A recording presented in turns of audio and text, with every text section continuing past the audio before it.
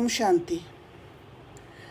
25 अगस्त 2024। अव्यक्तवाणी। Date है 4 नवंबर 2001। मुरली का title है सत्यवादी बनो और समय प्रमाण रहमदिल बन बेहद की वृत्ति, दृष्टि और कृति बनाने के दृढ़ संकल्प का दीप जलाओ। सत्यवादी बनना माना जो अंदर आवाज़ आ रहे वो आवाज़ को सुनना। जैसे अंदर अगर ना कह रहे हैं वो बाहर भी ना ही कहना, हाँ नहीं कह देना। अंदर अगर एक कह रहे और बाहर एक कह रहे वो सत्यवादी नहीं होता है, वो झूठ होता है। तो अंदर बाहर समान। आज प्यार के सागर बाप दादा अपने अति प्यारे सिकिलदे मीठे मीठे बच्चों से मिलन मनाने आए हैं। आप सब भी मिलन मनाने आए हैं ना, भाग भाग कर आए हैं। तो बाप दादा भी बच्चों से मिलन के लिए भाग भाग के आए हैं। आप सभी तो इस लोक से आए हो और बाप दादा परलोक और सूक्ष्म लोक से आए हैं। तो सबसे दूर से कौन आया है? कौन दूरदेशी है? डबल फॉरेनर्स दूरदेशी है? नहीं, सबसे दूर से दूरदेशी तो बाप ही है। बाप दादा को इस बारी डबल विदेशी व भारतवासी बच्चों की एक बात पर बहुत नाज है। कौन सी बात पर नाज है? बोलो। विशेष डबल विदेशी बच्चों की हिम्मत देख बाप दादा को नाज है कि कैसी भी परिस्थिति में बाप से मिलने के लिए पहुंच ही गए हैं। ड्रामा ने खेल भी दिखाया, लेकिन बाप और बच्चों के मिलन को ड्रामा भी रोक नहीं सका। तो ऐसे हिम्मत वाले बच्चों पर बाप दादा विशेष वरदानों की वर्षा कर रहे हैं। तो 2021 में यूनाइटेड स्टेट्स में बहुत सारे टेररिस्ट का अटैक हुआ था और बहुत बार हुआ था। तो उस समय जो डबल फॉरेनर्स हैं उन्होंने रिस्क उठाया, उन्होंने हिम्मत दिखाया और फिर बाबा मिलन में पहुंच गए। तो जहाँ रिस्क है वहाँ हिम्मत रखना पड़ता है और बाबा हिम्मत के लिए बहुत खुश होते हैं। इसलिए बाबा कहते हैं विशेष वरदानों की वर्षा कर रहे हैं। अगर कभी भी हम रिस्क उठाते हैं, रिस्क उठाना माना पूरी दुनिया कुछ एक कहेंगे, पब्लिक ओपिनियन जो है, पब्लिक ओपिनियन कुछ और होगा, पर मैं अपने अंदर जो कह रहे हैं, अंदर का आवाज़ जो कह रहे हैं उसके हिसाब से मैं कदम उठाती हूँ। और रिस्क तभी होता है जब सबके अगेंस्ट में कोई कदम उठाते हैं, सबके अनुसार नहीं उठाते हैं, मेरे अनुसार मैं कदम उठाती हूँ, तब वो रिस्क होता है। और रिस्क उठाने के लिए हिम्मत की ज़रूरत होता है, तब जाके बाबा के 1000 कदम का मदद होता है। बिना रिस्क के कभी भी हिम्मत नहीं होता है। और उसमें बाबा वरदानों की वर्षा करते हैं। और जहाँ वरदानों की वर्षा है वहाँ विधि अपनाया और सिद्धि प्राप्त। आज इस घड़ी जो भी बच्चा, जो भी वरदान चाहे वह वरदान मिलेगा, सहज मिलेगा, लेकिन इस वरदान को रोज़ अमृत वेला और कर्म योगी स्थिति में बार बार दिल से याद करना, दिल शिकस्त नहीं होना। वरदान प्राप्त है, सिर्फ जैसे स्थूल नैनों के बीच में निरंतर बिंदी चमकती है ना, ऐसे सदा नैनों में बाप बिंदी को समा कर रखना। रख सकते हो या मुश्किल है, सहज है? तो कोई नई चीज़ करने के लिए रिस्क और करेज दिखाना पड़ता है, रिस्क उठाना पड़ता है, करेज दिखाना पड़ता है। तो किसी ने कहा सहज है, तो जैसे स्थूल बिंदी निरंतर है, ऐसे नैनों में निरंतर बाप बिंदी भी समाया हुआ हो। समा लिया, फिट हो गया, निकल तो नहीं जाएगा। अगर नैनों में निरंतर बाप बिंदी समाया हुआ है तो और किसी तरफ भी नैन आकर्षित नहीं होंगे, मेहनत से छूट जाएंगे, और तरफ नज़र जाएगी ही नहीं, बिल्कुल सेफ हो जाएंगे। जहाँ बाबा है, बाबा बिंदी नैनों में समाया हुआ है, बाबा से जुड़े हुए हैं, तो आत्मा हमेशा उस फीलिंग स्टेशन में है और धीरे धीरे आत्मा ताकत बढ़ते जाती है, अपने को फील करते जाती है।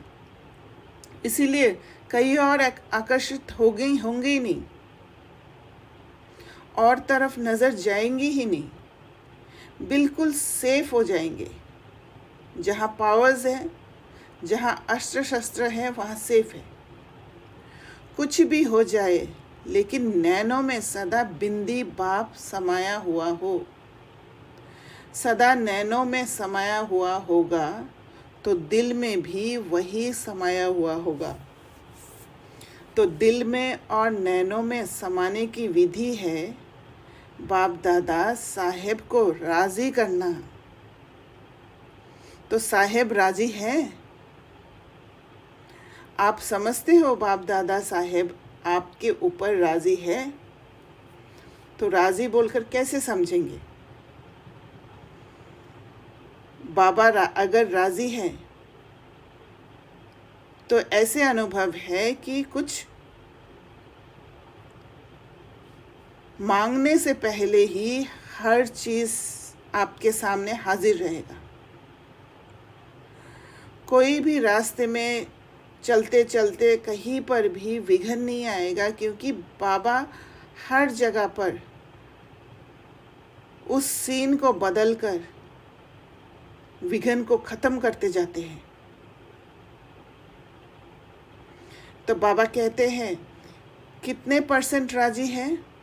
कोई ने कहा 99, कोई ने कहा 75% ऑफरिन है। बाप दादा को राज़ी करना बहुत सहज है। बाप दादा को राज़ी करने का सहज साधन है सच्ची दिल। सच्ची दिल पर साहेब राज़ी है। हर कर्म में सत्यवादी, माना कोई झूठ का फरेब नहीं, कोई मास्क नहीं पहनते हैं, सच्चा है, अंदर बाहर समान। तो बाबा कहते सत्यता महानता है। जो सच्ची दिल वाला है वह सदा संकल्प, वाणी और कर्म में संबंध संपर्क में राजयुक्त होगा। अर्थात राजयुक्त माना राज को समझ करने वाले, चलने वाले, और हम कहाँ तक राजयुक्त है उसको परखने की निशानी है। तो राज को समझना। बाबा की जो मुरली है, बाबा की मुरली में बहुत सारे राज छिपे हुए होते हैं। तो जब सच्ची दिल होते हैं, बुद्धि की सफाई रहती है, इधर उधर कोई बंधन में फंसे हुए नहीं होते हैं, तो वो सच्चे दिल होने के कारण हर राज समझ में आ जाता है। और राज को समझकर चलना, समझना चलना, तो बाबा कहते उसका परखने का शक्ति क्या है कि कोई राजयुक्त है। अगर राज जानता है तो वह कभी भी अपने स्वस्थिति से नाराज नहीं होगा। वो स्वस्थिति को डगमग नहीं करेगा, हलचल में आने नहीं देगा, हमेशा स्वयं को करप्ट होने से बचाएगा। अर्थात दिल शिकस्त नहीं होगा और संकल्प में भी, वृत्ति से भी, स्मृति से भी, दृष्टि से भी किसी को नाराज नहीं करेगा, क्योंकि अंदर संतुष्ट है। अंदर जो आवाज़ था उसके हिसाब से चला। चाहे बाहर से दिखने में सामने वाला मेरे बातों से नाराज होते हुए दिख रहा है, असंतुष्ट होते हुए दिख रहा है, पर हमारा रिश्ता उस आत्मा के साथ।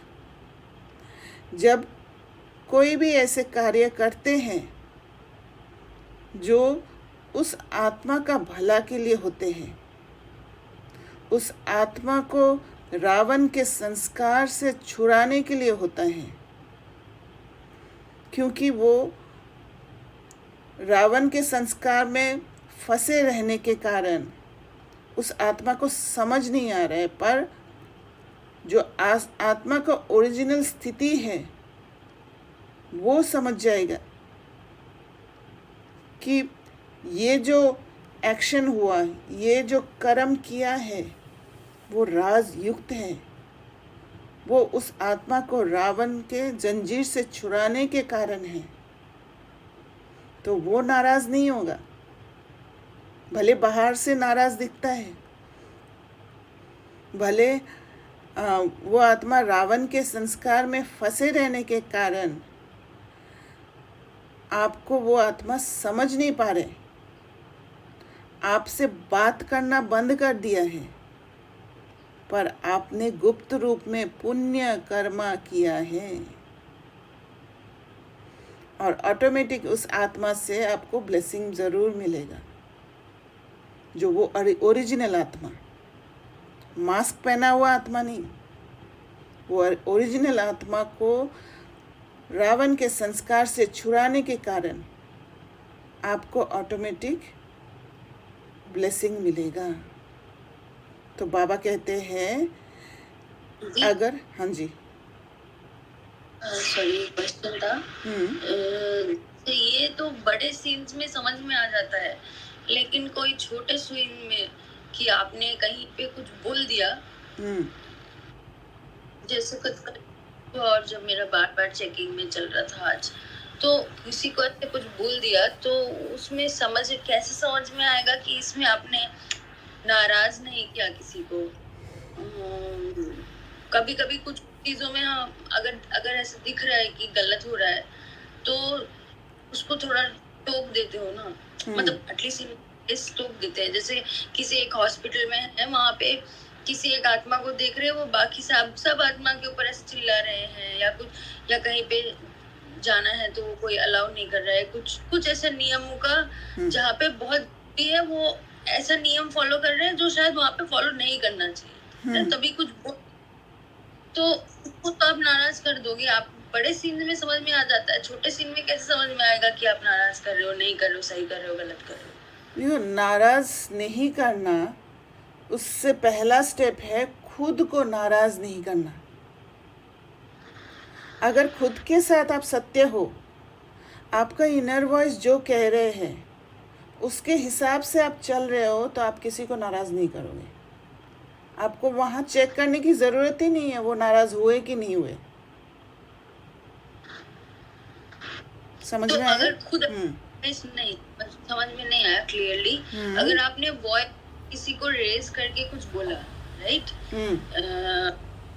मतलब अच्छा नहीं लगता खुद को कि अगर वॉइस रेज किया बाद में, क्योंकि वो रिकॉर्ड हो जाता है सीन का। हाँ, डेफिनेटली। तो आप वॉइस रेज करके जब बोलते हो, तब आप इनर वॉइस के हिसाब से थोड़ी ना बोलते हो। आपका इनर वॉइस तो ये नहीं चाहते कि आप वॉइस रेज करके किसी को गुस्सा करके बोलो। आपको हमेशा बहुत नम्रता के साथ, जेंटल वे में आपको बात को रखना होगा। अगर आप खुद के लिए खड़े होते हैं, जहाँ पर कोई कुछ गलत कह रहे हैं आपको, तो आपको जेंटल वे में एक लाइन में कहना होगा। तब आप इनर वॉइस के साथ हो, तब आप सत्यवादी हो। अंदर जो आवाज़ कह रहे हैं उसके हिसाब से सच्ची दिल बनकर आप कह रहे हो। वहाँ पर नाराज़ नहीं हो सकते, क्योंकि खुद को नाराज़ नहीं किया आपने। क्लियर हुआ? और अगर मानो कोई बोलने कोई सीन आया जहाँ पे जिसके साथ सीन चल रहा है वो नहीं बोल पा रहे, और बट आप देख रहे हो कि वो नहीं बोल पा रहे, वो शायद ऐसे आत्मा थोड़ी सी शांत है या कुछ नहीं, कुछ भी रीजन हो सकता है, बट आपको दिख रहा है कि ये सीन जो चल रहा है वो शायद सही नहीं मतलब ठीक से, जो एक आत्मा किसी पे मान लो चिल्ला रही है या कुछ कर रही है, वो आत्मा कुछ बोल नहीं पा रही है, एब्जॉर्ब। तो उसके जगह पे अगर आपको मतलब आवाज उठ, तब आपको कुछ बोलना है, तब आप बोल सकते हो, या you will not get involved in the scene. उसके जगह पे आपको नहीं बोलना है, वो आप अपना कर्म करेगी। अगर आप बीच में बोलते हो तो आप कर्मा क्रिएट कर रहे हो। जब आपके साथ कर्मा है ही नहीं तो आप क्यों इन्वॉल्व होते हो उसमें? आपको सिर्फ साक्षी होकर देखना है। आपको सिर्फ उस सीन को न्यूट्रल स्टेट में देखना है। आप न्यूट्रल स्टेट में, you want to help that soul, right? हाँ, करेक्ट। तो आप जब न्यूट्रल स्टेट में रहोगे तब उस आत्मा को आप पावर दोगे, और वो आत्मा फिर एक्शन में आएगा। या तो एक्शन में आएगा या उसको समझ में आएगा कि मुझे बोलना चाहिए था। तो आपको सटल वे में एनर्जी देना है, ना कि वहाँ पर उसकी जगह बोलना है। बाबा मुरली में कहते हैं ये बेहद का ड्रामा है। इस ड्रामा में कोई भी एक्टर रिप्लेस नहीं हो सकता है। जिसको जो रोल है वो प्ले करना ही होगा। तो उस आत्मा के लिए आप नहीं बोल सकते हो, आप सिर्फ उस आत्मा में शक्ति भर सकते हो ताकि उस आत्मा को समझ आए। या वो आत्मा बाद में अगर उस रिसीविंग मोड में हो तो आप समझा सकते हो कि यहाँ पर आपको बोलना चाहिए था, राइट? Thank you. तो बाबा कहते हैं अगर राज जानता है तो वह कभी भी अपने स्वस्थिति से नाराज नहीं होगा, अर्थात दिल शिकस्त नहीं होगा, और संकल्प में भी, वृत्ति से भी, स्मृति से भी, दृष्टि से भी किसी को नाराज नहीं करेगा। माना कोई भी रावण का संस्कार को यूज़ नहीं करेगा, क्योंकि उसको पता है कि अंदर नाराज़ नहीं है तो फिर बाहर भी नाराज़ नहीं है। वो राज उसको मालूम है, क्योंकि वह सबके अपने संस्कार स्वभाव को जानने वाला राजयुक्त है। तो सबके और अपने, माना आत्मा, शरीरधारी वाला नहीं, आत्मा का संस्कार स्वभाव मालूम है। तो बाप को राजी करने की विधि है राजयुक्त चलना, और राजयुक्त अर्थात ना अपने अंदर नाराज़गी आए ना औरों को नाराज़ करे। सदा समय अनुसार अपने मन बुद्धि को स्वप्न तक भी सदा शुभ और शुद्ध रखो।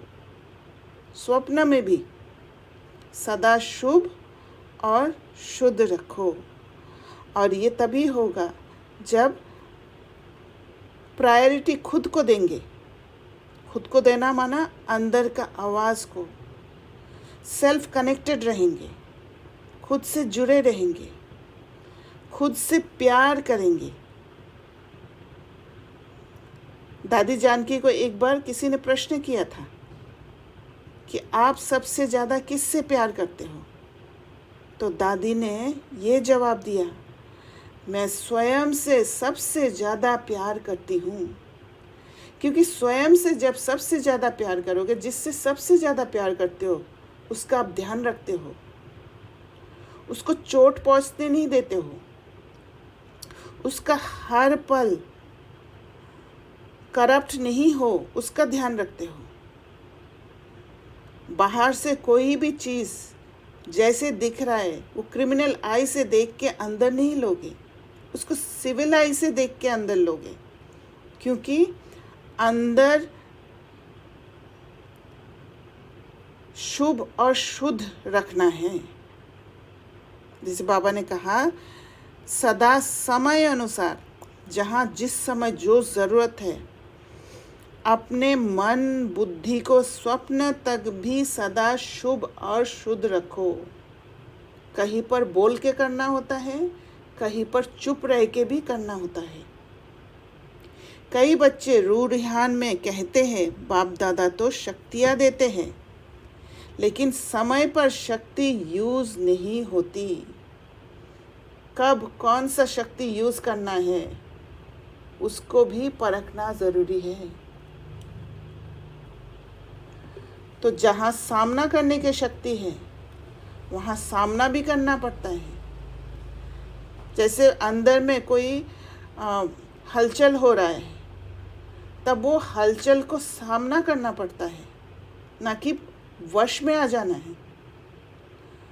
तो सामना करके, उसको सहन करके, उसको समझ के फिर समाना पड़ता है। अगर किसी ने आपके अगेंस्ट पे कुछ कह रहे हैं जो झूठ है, तो खुद के लिए खड़े भी होना पड़ता है। और अगर कोई आपके जो कमज़ोरी या कोई रॉन्ग कार्य को बता रहे हैं, तो फिर उसको एक्सेप्ट करके झुकना भी पड़ता है, जब मुझे पता है कि मैंने गलत किया है। तो ये परखना बहुत ज़रूरी है, कब किस शक्ति को यूज़ करना है। बाप दादा विशेष सब बच्चों के साथी होने के संबंध से विशेष ऐसे समय पर एक्स्ट्रा मदद देते हैं। क्यों? बाप जिम्मेवार है बच्चों को संपन्न बनाए साथ ले जाने के लिए। तो बाप अपनी जिम्मेवारी विशेष ऐसे समय पर निभाते हैं, लेकिन कभी कभी बच्चों के मन की कैचिंग पावर का स्विच ऑफ होता है। तो बाप क्या करे? कैचिंग पावर का स्विच ऑफ तभी होगा जब अंदर के आवाज़ को फॉलो नहीं करेंगे और फिर अपना स्थिरता को खो देंगे, क्योंकि उस डेड साइलेंस स्टेट में रहना होता है कैचिंग पावर होने के लिए। और बहुत सूक्ष्म ट्यूनिंग है वो, बहुत प्रैक्टिस की ज़रूरत है। बहुत काल से हमने अंदर के आवाज़ को दबा के रखा है और अब बहुत रेजिस्टेंस आएगा अंदर के आवाज़ को फॉलो करने के लिए। अगर कोई मार्गदर्शन भी करा रहे हैं, कोई रास्ता भी बता रहे हैं, तो भी अंदर से ये आएगा कि कैसे कहूँ, ये मेरे से नहीं होगा, ये तो रूडनेस है, किसी को कैसे ऐसे, वो तो नाराज़ हो जाएगा। क्योंकि हमें बाहर से देखने की आदत है, हमें ये पता ही नहीं है कि सूक्ष्म रूप में उस आत्मा को लिबरेट करते हैं, और वो लिबरेट करने में ही मेरा पुण्य कर्मा है, और पुण्य कर्मा का खाता जमा होने लग जाता है। और जीवन में जब ऐसे पुण्य कर्म करते करते चलते हैं, हर कदम पर पद्मों की कमाई होता है और पता चल जाता है अपने प्रोग्रेस का पैरामीटर द्वारा कि मैं सही रास्ते पर चल रही हूँ, क्योंकि सत्यवादी होके चल रहे हैं।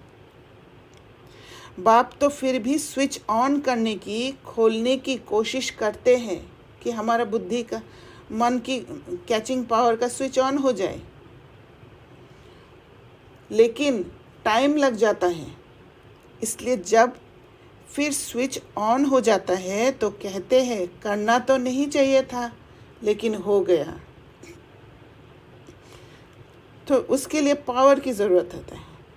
जैसे किसी का मन के स्विच ऑफ है, वो कोई रावण के संस्कार में फंसे हुए हैं, और जैसे कि आपने एग्जाम्पल दिया, वो कोई चिल्ला रहे तो वो चिल्ला रहे और किसी कोई बोल नहीं पा रहे। तो अगर आप न्यूट्रल रहते हो तो आप दोनों आत्माओं को पावर देते हो समझने का, जैसे बाबा देते हैं।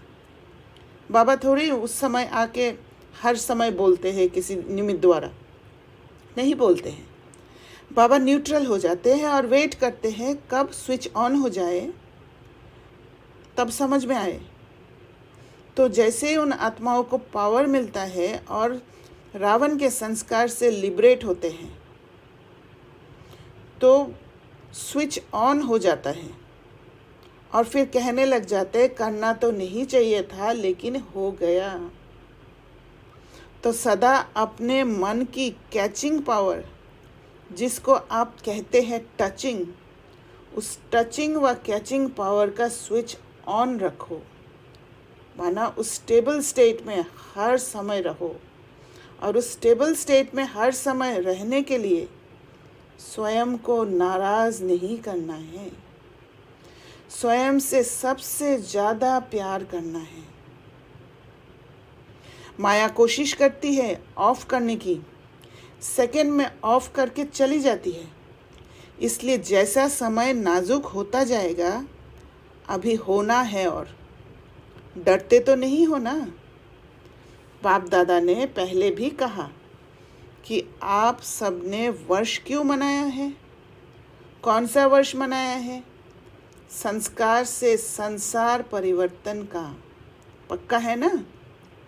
संस्कार से, माना आत्मा का जो असली संस्कार, उस संस्कार से संसार परिवर्तन का। और ये विधि बाबा ने बताया है, ना स्वयं नाराज़ होना, ना किसी और को नाराज़ करना। पक्का है ना? मनाया है ना? या भूल गए हैं?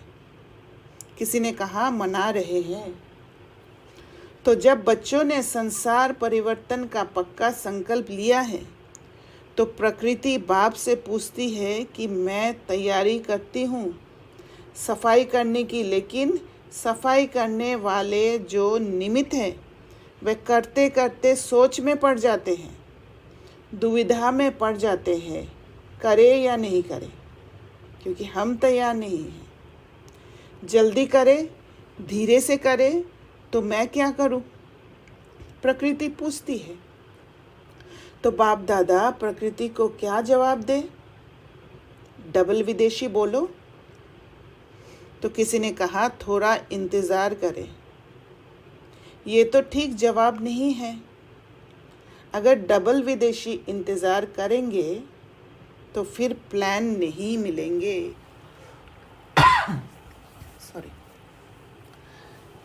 अभी तो प्लान मिल गए ना। सोते सोते आए हो ना प्लान में, आराम से आ गए ना। सारी सभा में से किसी को भी आने में मुश्किल हुई? हाथ उठाओ। तो प्लान मिलना माना जैसे प्लान किया उस हिसाब से कार्य हो जाना। तो बाबा ने हाथ उठाने के लिए कहा। एक ने कहा कि हमारा प्लान एक बार वापस चला गया। टाइम पर पहुंच तो गई। ये हिम्मत की बात है। जो थोड़ा डरे तो बैठ गए, मतलब थोड़ा सा अगर हिम्मत में कमी रह जाता है, थोड़ा सा मिक्सचरिटी आ जाता है उसमें, तो फिर वो सफलता प्योर नहीं होगा, उसमें कोई ना कोई विघ्न ज़रूर आएगा। तो हिम्मत में भी बहुत निश्चय होना चाहिए कि मैं ये जो रिस्क उठा रही हूँ, ये जो हिम्मत कर रही हूँ, ये मैं अंदर के आवाज़ के अनुसार मैं कर रही हूँ, स्वयं को बचाने के लिए कर रही हूँ, तो फिर डर नहीं आएगा। और बाबा कहते जो थोड़ा डरे तो बैठ गए। आप लोगों ने दृढ़ संकल्प किया, जाना ही है तो पहुंच गए। सिर्फ एक का प्लान लौटा बस ना, उसकी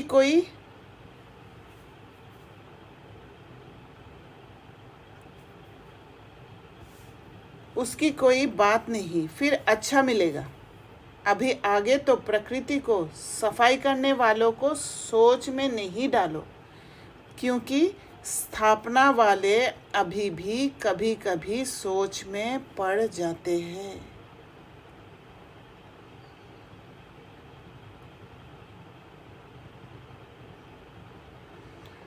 तो ये जो बाबा प्लान मिलने के लिए कह रहे हैं, ये हो सकता है प्लेन के लिए कह सकते हैं।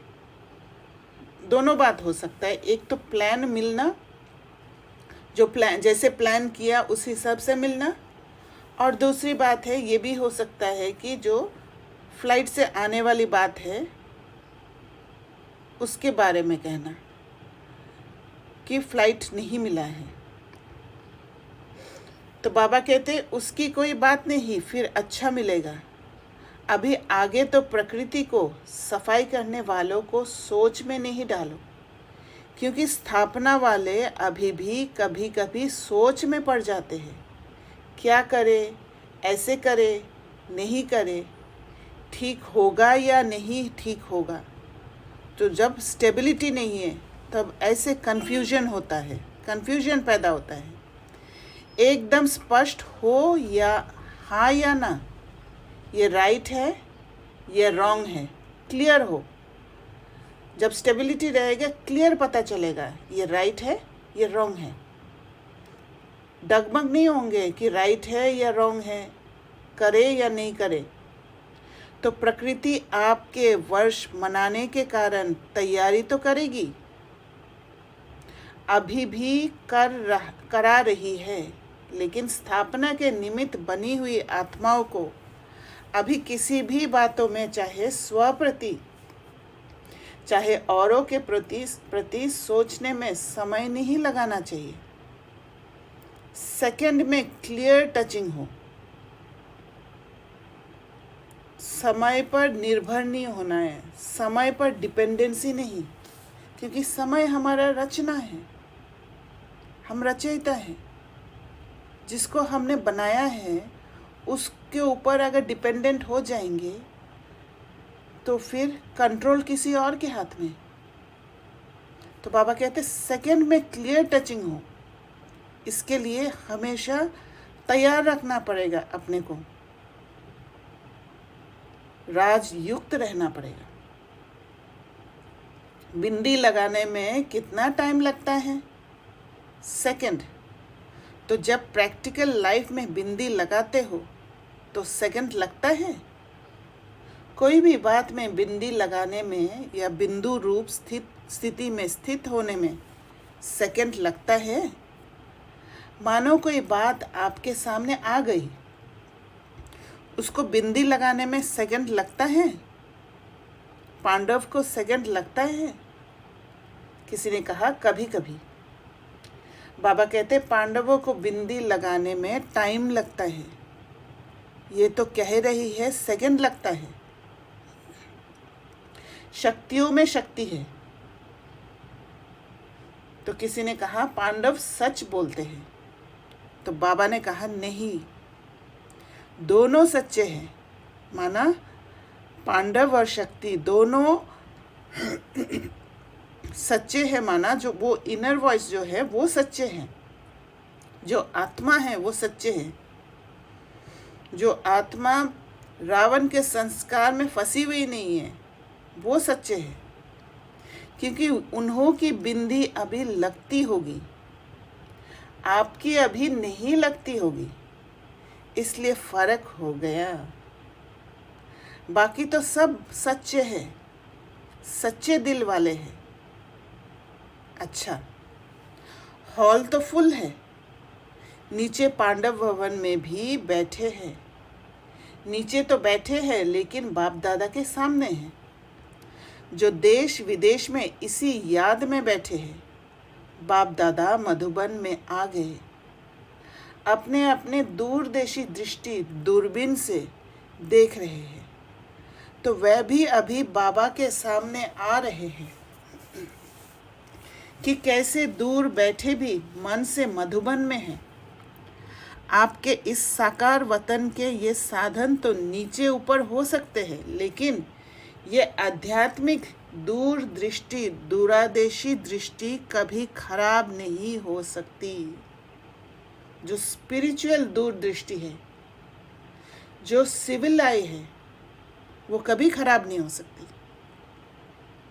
तो बाप दादा के सामने सभी चारों ओर के सेवा केंद्र के बच्चे दिखाई दे रहे हैं। अच्छा, दिवाली मना ली? संगम युग है ही मनाने का युग। चाहे अंतर्मुखी हो, अतीन्द्रिय सुख की मौज मनाओ। तो बाबा दिवाली मनाने का तरीका बता रहे हैं। दिवाली माना हर पल आत्मा चमकते रहे, वो लाइट रूप में रहे, और उसके लिए विधि है अंतर्मुखी होना, अतीन्द्रिय सुख की मौज मनाना, न कि बाहर दिया जला के बाहर खुशी से डांस करना। चाहे सेवा में महादानी बन आत्माओं के प्रति महादान देते हुए मनाओ। किसी को लिबरेट कर दो रावण से, किसी को समझ दे दो, किसी को सेल्फ कनेक्टेड कर दो। चाहे आपस में रू रिहान करो, डांस करो, संबंध संपर्क से एक दो की विशेषता को देखो। विशेषता की खूबों को लो, और विशेषता तभी दिखाई देगा जब ये डांस करना माना क्या है, संस्कार को मिलाएंगे, एक दूसरे को एक्सेप्ट करेंगे। और वो एक्सेप्टेंस दूसरे के लिए नहीं, स्वयं के लिए, ताकि मैं जिससे मैं सबसे ज़्यादा प्यार करती हूँ, वो स्वस्थिति उसको खराब नहीं करूँ।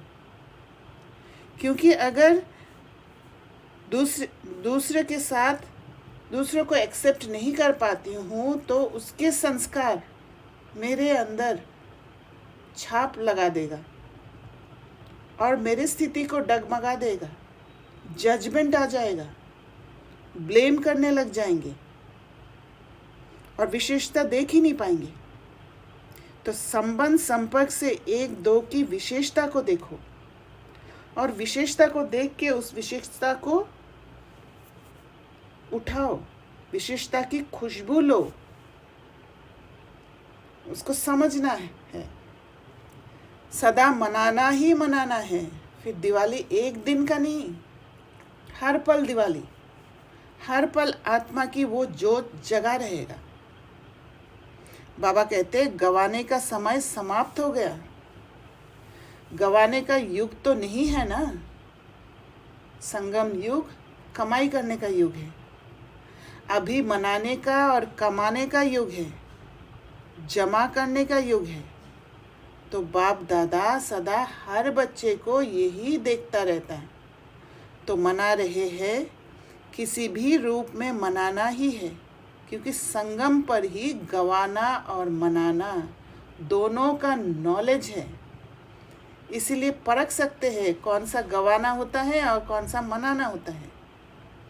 इसीलिए गवा के फिर मनाना उसका महत्व होता है, क्योंकि जो गवा देते हैं उसको मनाना हम चाहते हैं, वापस पाना चाहते हैं। मनाना माना क्या है, कुछ पा लिया उसके बाद एंजॉय करते हैं, एक सेलिब्रेशन होता है।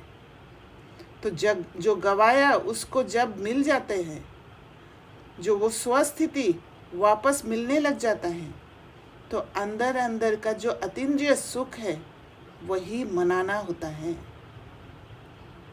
तो बाबा कहते हैं अभी गवाने को बिंदी लगाओ, अब ये गवाओ मत, राजयुक्त बनना है। स्टॉप, गवाना नहीं है, एक संकल्प भी गवाना नहीं है। कमाने के समय पर गवाएंगे तो कमाएंगे कब? फिर तो समय मिलना नहीं है। तो समय का इम्पोर्टेंस को भी समझना है कि अब कौन सा समय है, अब कमाने का समय है। यहाँ अगर गवाते रहेंगे तो कमाएंगे कब? बाबा कहते हैं चेक करो, जो भी खजाने हैं, सबसे बड़ा खजाना कौन सा है? संकल्प, समय, ज्ञान का खजाना प्रत्यक्ष जीवन में आए। संकल्प किया, हुआ, समय वेस्ट नहीं हुआ। और ज्ञान का खजाना, कैसे क्रिमिनल आई को सिविल में ज्ञान के खजाने से परिवर्तन कर सकते हो, कैसे स्वयं को परिस्थिति के ऊपर ले जाके एलिवेट कर सकते हो ताकि स्वस्थिति बिगड़े नहीं, स्वस्थिति नाराज ना हो। ये प्रत्यक्ष जीवन में आए। ज्ञान सुनाना और सुनना ये फर्स्ट स्टेज है, लेकिन ज्ञान अर्थात नॉलेज, नॉलेज को क्या कहते हो? नॉलेज लाइट है, माइट है, कहते हो ना। नॉलेज रोशनी देता है, अंधकार को भी रोशनी कर देते हैं। नॉलेज हल्का बना देते हैं, बोझ नहीं। नॉलेज में ताकत है। तो ज्ञान व नॉलेज का अर्थ है इस संकल्प में, बोल में, कर्म में लाइट और माइट है, तब कहेंगे नॉलेजफुल। तो देखना है, परखना है कि मैं नॉलेज को जब यूज़ करती हूँ तब संकल्प में, बोल में, कर्म में लाइट और माइट हूँ, या मैंने रावण के संस्कार को यूज़ कर लिया। अगर रावण के संस्कार को यूज़ कर लिया, गुस्सा कर लिया, रोब दिखाया, तो फिर ये नॉलेजफुल नहीं कहा जाएगा। कुमारी, हाँ जी बोलिए। तो तभी जो हम लोग हर रोज ज्ञान सुनते हैं, मुरली सुनते हैं और थोड़ा थोड़ा प्रैक्टिस करते हैं और खुद में बदलाव लाते हैं।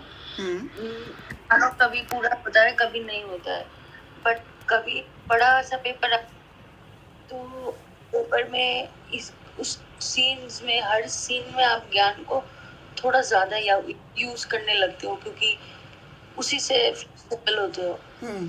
तो जो हम चेंज कर रहे हैं वो समय के बेसिस पे चेंज हो रहा है या टाइम, मतलब इस ट्रांसफर?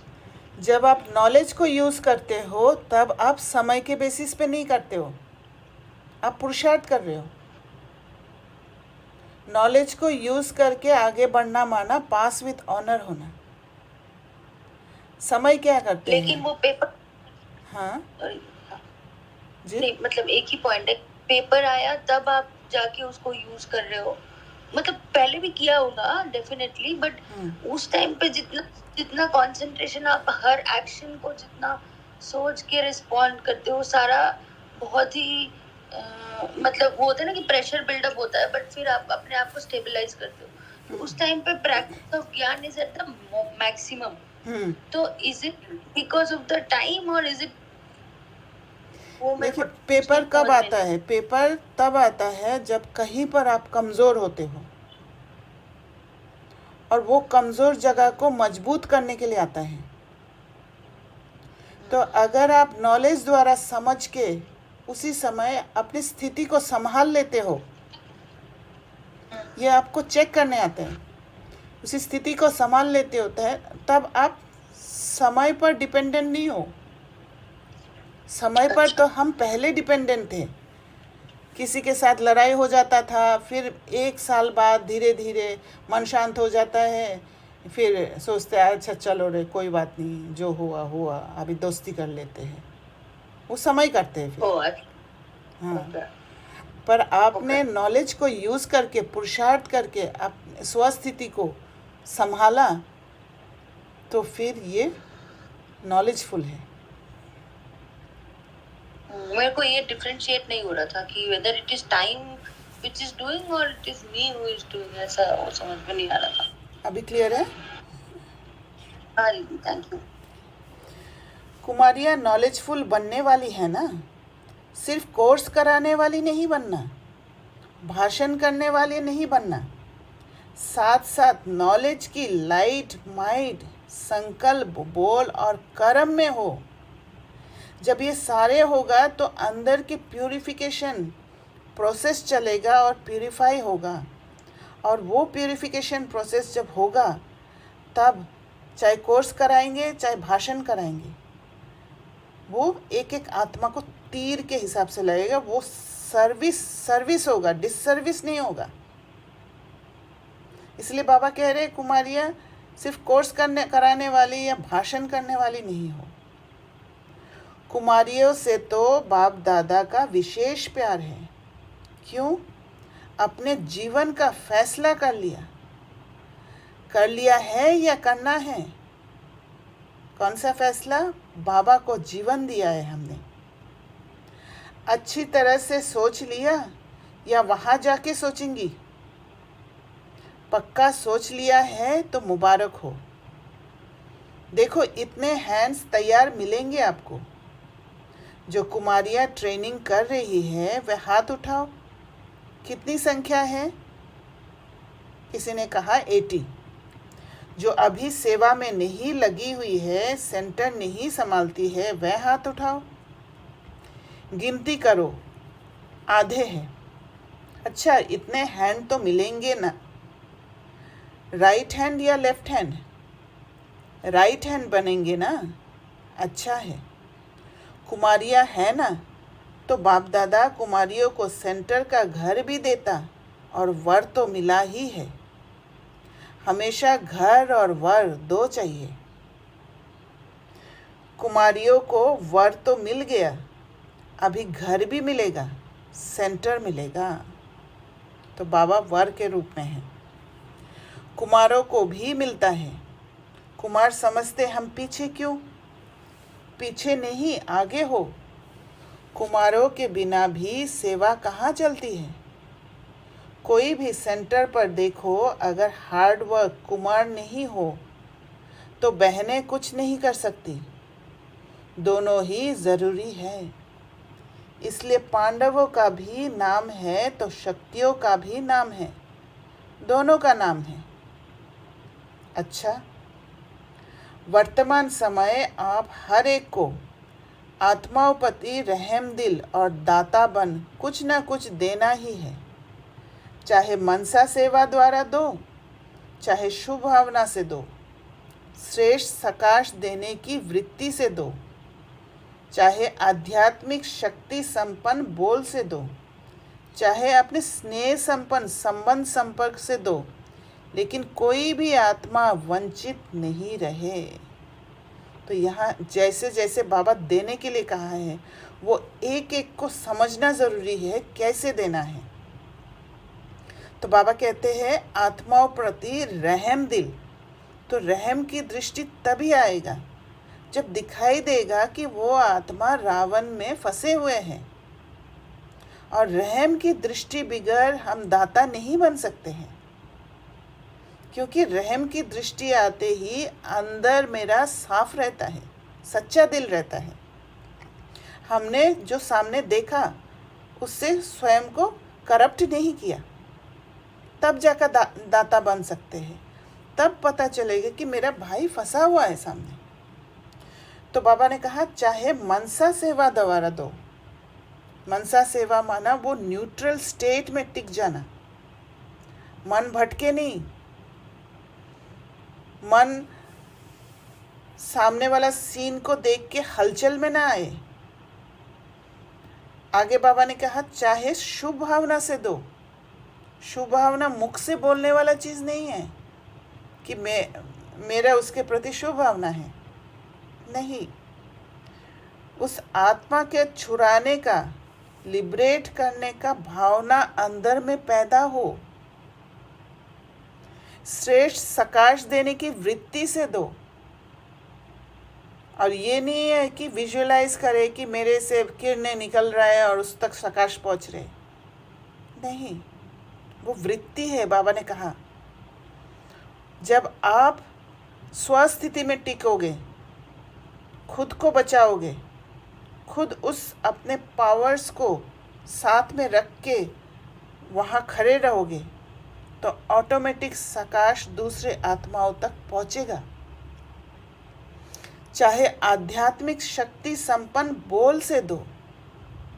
आप जो वर्ड्स मुख से निकाल रहे हो वो महावाक्य बने, उसमें ताकत हो।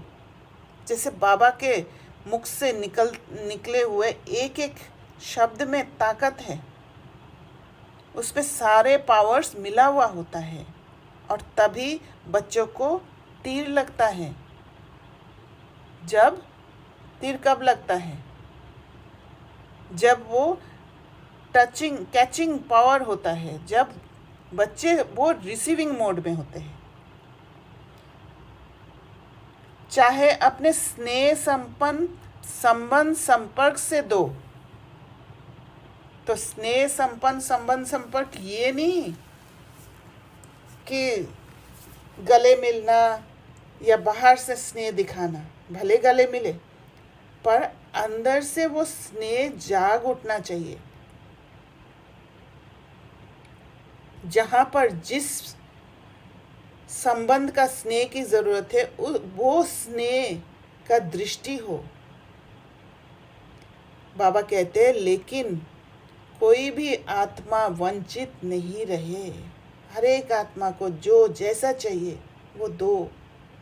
दाता बनो, रहम दिल बनो। चिल्ला रहे हैं बाप के आगे, अपनी अपनी भाषा में चिल्ला रहे हैं। शांति दो, स्नेह दो, दिल का प्यार दो, सुख की किरणें दिखाओ। तो बाप कैसे देंगे? आप बच्चों द्वारा ही देंगे ना।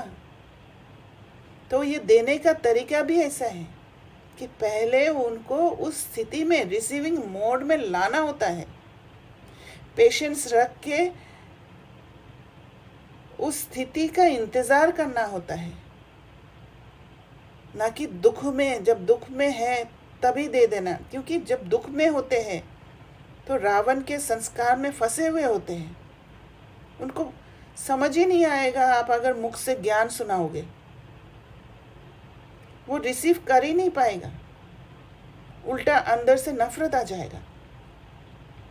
इसीलिए पेशेंस रख के उस समय सूक्ष्म रूप में उस आत्मा को मदद देना है, ताकि वो उस समय रावण के संस्कार से लिबरेट होकर एक रिसीविंग मोड में आए। तब उस समय को परख कर आप दे सकते हो। तो पहले धरनी बनाना होता है, तब जाके बीज बोना होता है। तो बाबा कहते हैं आप बच्चों द्वारा ही देंगे ना। बाप के आप सभी राइट हैंड हो। कोई को कुछ भी देना होता है तो हैंड द्वारा देते हैं ना। तो राइट हैंड कौन होते हैं? राइट हैंड जो राजयुक्त होते हैं। राइट हैंड वो जो बाबा के कैचिंग को पकड़ सकते हैं, बाबा के टचिंग को पकड़ सकते हैं। कैचिंग पावर होता है। राइट हैंड वो है जो बाबा जिस विधि को सिखा रहे उस विधि को समझकर इम्प्लीमेंट कर सकते हैं। तो आप सभी बाप के राइट हैंड हो ना। पांडव राइट हैंड हो। आप राइट हैंड्स का यादगार है। पता है कौन सा यादगार है? विराट रूप का चित्र देखा है तो उसमें कितने हाथ दिखाते हैं? तो आप राइट हैंड का चित्र है ना। कुमारिया उसमें आप लोगों का चित्र है ना। तो अभी बाप राइट हैंड्स द्वारा आत्माओं को सुख शांति की अंजलि तो दिलाएगा ना। बेचारों को अंजलि भी नहीं देंगे तो कितने तरफेंगे। सॉरी। अभी सभी हद की बातों से ऊंचे हो जाओ। हद की बातों में, हद के संस्कारों में समय नहीं गवाओ, क्योंकि हद में जब होते हैं तब हम हर पॉसिबिलिटी को देख नहीं पाते हैं। जब उन हद के बातें जो बंधन बन के हमें बांध रखा है, उनको जब तक नहीं छुड़ाएंगे तब तक नॉलेज को ना समझ पाएंगे, ना नॉलेज को यूज़ कर पाएंगे। तो सबसे पहले बंधनों से मुक्त होना ज़रूरी है। बाप दादा आज भी सभी बच्चों को, चाहे यहाँ बैठे हैं, चाहे सेंटर्स पर बैठे हैं, चाहे देश में, चाहे विदेश में हैं, लेकिन रहमदिल भावना से इशारा दे रहे हैं। बाप दादा हर बच्चे की हद की बातें, हद के स्वभाव संस्कार, नटखट व चतुराई के संस्कार, अलबेलेपन के संस्कार बहुत समय से देख रहे हैं। कई बच्चे समझते हैं सब चल रहा है, कौन देखता है, कौन जानता है, लेकिन अभी तक बाप दादा रहमदिल है। इसलिए देखते हुए भी, सुनते हुए भी रहम कर रहा है। लेकिन बाप दादा पूछते हैं, आखिर भी रहमदिल कब तक, कब तक? क्या और टाइम चाहिए? बाप से समय भी पूछता है, आखिर कब तक? प्रकृति भी पूछती है, जवाब दो आप, जवाब दो। अभी तो सिर्फ बाप का रूप चल रहा है। शिक्षक और सद्गुरु तो है ही, लेकिन बाप का रूप चल रहा है। क्षमा के सागर का पाठ चल रहा है। गलती करते हैं पर बाबा क्षमा कर देते हैं, डिटैच रहते हैं। लेकिन धर्मराज का पाठ चला तो क्या करेंगे?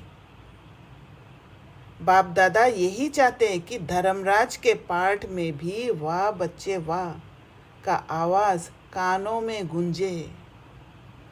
माना बाबा ये समझाने की कोशिश कर रहे हैं कि धर्मराज का पाठ ये नहीं है कि बाबा डराने की कोशिश कर रहे हैं। बाबा डर को यूज़ नहीं कर सकते, क्योंकि डर रावण का संस्कार है। धर्मराज का पाठ माना वो बाप का पाठ, जो बाप वाला रिश्ता वो ख़त्म हो जाएगा। बाबा स्ट्रिक्ट हो जाएंगे। बाबा फिर उस हिसाब से पद देने लग जाएंगे, क्योंकि अंत समय आ जाएगा। और जो बाबा जब धर्मराज की स्टेट में डिटैच्ड रहेंगे, तब बाबा का वरदान काम नहीं कर पाएगा, क्योंकि आत्माएं उस समय बातों को समझ पाएंगे। अंत समय हो जाएगा तो बातों को समझने के कारण वो दिल शिकस्त होने लग जाएंगे, पछताने लग जाएंगे। तो वो धर्मराज का पाठ के रूप में दिखाई देगा। पर बाबा चाहते हैं हम बच्चे जब धर्मराज का पाठ चलते समय, उस समय भी बाबा को हमारे ऊपर इतना नाज हो कि बाबा वाह बच्चे वाह कहे और वो आवाज़ कानों में गूंजे। फिर बाप को उल्हाना नहीं देना, बाबा आपने सुनाया नहीं, हम तैयार हो जाते थे ना। इसलिए अभी हद की छोटी छोटी बातों में, स्वभाव में, संस्कारों में समय नहीं गवाओ। चल रहे हैं, चलता है, नहीं जमा होता जाता है। दुगुना तिगुना 100 गुना जमा होता जाता है। जब थोड़ा थोड़ा अपना पुराना संस्कार को यूज़ करते रहते हैं, वो फिर 100 गुना जमा हो जाता है। चलता है नहीं, इसलिए इस दृढ़ संकल्प का दिल में दीप जगाओ। हद से बेहद में वृत्ति दृष्टि कृति बनानी ही है, इसलिए बाप दादा कहते हैं बनानी पड़ेगी। और उसका विधि यही है, बाप बिंदी को अपने नज़रों में संभालो। सारा दिन फिलिंग स्टेशन में बैठ के फिल करते जाओ। मौका मिला बैठ के फिल करना शुरू कर दो। आज ये कह रहे हैं ना, बनानी पड़ेगी, फिर क्या कहेंगे? Too late. समय को देखो, सेवा को देखो, सेवा बढ़ रही है, समय आगे दौड़ रहा है, लेकिन स्वयं हद में है या बेहद में है? हद की बातों के पीछे आपने ही दौड़ो, तो बेहद की वृत्ति, स्वमान की स्थिति आपके पीछे दौड़ेगी। अगर हद के बातों के पीछे नहीं दौड़ा, जैसे कोई पावर वाला पोजीशन में रह के दूसरों को कंट्रोल में रखना और खुद को फ्री रखना, वो फ्रीडम नहीं है। अपने संस्कारों से फ्री होना, तब बेहद की वृत्ति, स्वमान की स्थिति आपके पीछे दौड़ेगी। और संस्कारों से फ्री तभी हो पाएंगे जब राजयुक्त होके स्वयं को नाराज नहीं करेंगे, स्वस्थिति को नाराज नहीं करेंगे। बाप दादा इस वर्ष में जो इस समय तक किया उसमें संतुष्ट है, ऑफरिंग भी देते हैं, लेकिन अभी सेवा में अनुभूति कराना, क्षमा के ऊपर परवाने बनाना, चाहे सहयोगी बनाओ, चाहे साथी बनाओ, कुछ बने, अनुभूति की खान खोलो, अनुभव करा दो, तभी जाके क्षमा के ऊपर परवाने बनेंगे। सिर्फ सहयोगी बन गया या कोई सेवा कर दिया, कोई स्थूल सेवा कर दिया, कोई धन का सेवा कर दिया, वो वहाँ तक नहीं। बाबा कह रहे हैं कि साथी बना दो, बाबा के साथी बना दो। अच्छा है, यहाँ तक ठीक है, लेकिन सिर्फ चक्कर लगाने वाले परवाने नहीं बने, पक्के परवाने बनेंगे। अनुभूति का कोर्स कराने से जब अनुभव होगा आत्मा को, तब पक्के परवाने बनेंगे। इतने तक अनुभूति होती है, बहुत अच्छा है, स्वर्ग है। कहते हैं ना, स्वर्ग है ये, अंदर आते स्वर्ग का महसूस होता है। यही यथार्थ ज्ञान है, नॉलेज है। इतना सेवा का रिजल्ट अच्छा है। अभी अनुभूति स्वरूप बन अनुभव कराओ। पहले अनुभूति स्वरूप बनना है, बनने से पहले किसी को देना नहीं है। अगर बनने से पहले किसी को देंगे तो अधूरा देंगे, और फिर वो आत्मा का प्रोग्रेस डिले हो जाएगा। अनुभव करने वाले अर्थात बाप से डायरेक्ट संबंध रखने वाले, ऐसे अनुभवी परवाने तैयार करो। सहयोगी बनाए हैं, उसकी मुबारक है और बनाओ। ये स्थान है, यहाँ से ही प्राप्ति हो सकती है, इतने तक भी मानते हैं। लेकिन बाप के साथ ज़रा सा कनेक्शन तो जोड़ो, जो क्षमा के पीछे भी भागते रहे। और कनेक्शन तभी जुड़ेगा जब मेरा कनेक्शन होगा, जब मेरा स्वस्थिति से प्यार होगा। तो इस वर्ष विशेष बाप दादा सेवा में अनुभूति कराने का कोर्स कराने चाहते हैं। इससे ही साक्षात्कार भी होंगे और साक्षात बाप प्रत्यक्ष होंगे। सुना क्या करना है? प्लान मिला? अब बाबा प्लान दिया है, प्लान के लिए बोला, तो पहले वाला एरोप्लेन के लिए कहा था। अभी इस वर्ष की रिजल्ट देखेंगे। अच्छा, चारों ओर के अति प्यारे बाप दादा के दिल तख्त नशीन श्रेष्ठ आत्माओं को सदा हद के स्वभाव, संस्कार परिवर्तन करने वाले बेहद की परिवर्तक आत्माओं को सदा एक सेकंड, एक संकल्प भी व्यर्थ ना गवाने वाले। तो जो करना है बाबा क्रक्स में, मुरली का पूरा क्रक्स एक साथ बता रहे हैं, क्या क्या करना है, उस पर भी अच्छा से ध्यान देना है। जमा करने वाले तीव्र पुरुषार्थी बच्चों को सदा रहम दिल बन, दाता बन, हर आत्मा को, चाहे ब्राह्मण आत्मा, चाहे प्यासी आत्माओं को कुछ न कुछ अंजलि देने वाले, सकाश देने वाले, ऐसे बड़ी दिल रखने वाले बच्चों को बाप दादा का बहुत बहुत बहुत बहुत याद प्यार और नमस्ते। ऐसे मीठे प्यारे बाप दादा को हम बच्चों का याद प्यार और नमस्ते। Thank you. वरदान: उमंग उत्साह से विश्व कल्याण की जिम्मेवारी निभाने वाले, आलस्य व अलबेलेपन से मुक्त भव। जब विश्व कल्याण की जिम्मेवारी का जब अनुभव होगा, समझ होगा, तो वो उमंग उत्साह रहेगा। उमंग उत्साह माना ये नहीं है कि बाहर से खूब खुशी हो रहा है, उछल रहे हैं, वो भी बैलेंस नहीं है। उमंग उत्साह माना अंदर से हर पल तैयार विश्व कल्याण के लिए, अलर्ट। तो बाबा कह रहे उमंग उत्साह से विश्व कल्याण की जिम्मेवारी निभाने वाले, आलस्य व अलबेलेपन से मुक्त भव। चाहे नए हो या पुराने हो, ब्राह्मण बनना माना विश्व कल्याण की जिम्मेवारी लेना।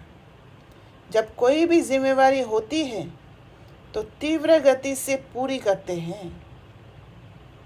जिम्मेवारी नहीं होती है तो अलबेले रहते हैं। रिस्पॉन्सिबिलिटी, कितना मैं रिस्पॉन्सिबल हूँ बाबा के इस कार्य के लिए, वो स्वयं से ये क्वेश्चन पूछना है। कितना मैं देना चाहती हूँ बाबा को सहयोग, क्योंकि बाबा ने कहा हम बच्चे द्वारा ही ये सेवा होगा, बाबा नहीं कर सकते हैं डायरेक्ट। जिम्मेवारी आलस्य और अलबेलेपन समाप्त कर देती है। उमंग उत्साह वाले अथक होते हैं, कभी थकते नहीं हैं, क्योंकि अंदर में वो एनर्जी होता है कि मुझे हर एक आत्मा को लिबरेट करना है, ये मेरा रिस्पॉन्सिबिलिटी है। मेरे भाई लोग रावण के हाथ में फंसे हुए हैं, चिल्ला रहे हैं, इसीलिए अथक होते हैं। वे अपने चेहरे और चलन द्वारा औरों को भी उमंग उत्साह बढ़ाते रहते हैं। चेहरे और चलन द्वारा भी सिखा देंगे, टच करा देंगे, तीर लगा देंगे। स्लोगन: समय प्रमाण, शक्तियों को यूज करना माना ज्ञानी और योगी तो आत्मा बनना। तो जब जिस अस्त्र की ज़रूरत है उस समय उसी को यूज करना माना ज्ञानी और योगी तो आत्मा बनना। जिस अस्त्र द्वारा स्वयं को भी सेफ रखेंगे और दूसरों को भी सेफ कर देंगे। अच्छा, ओम शांति। किसी को कोई क्वेश्चन है तो पूछ सकते हैं।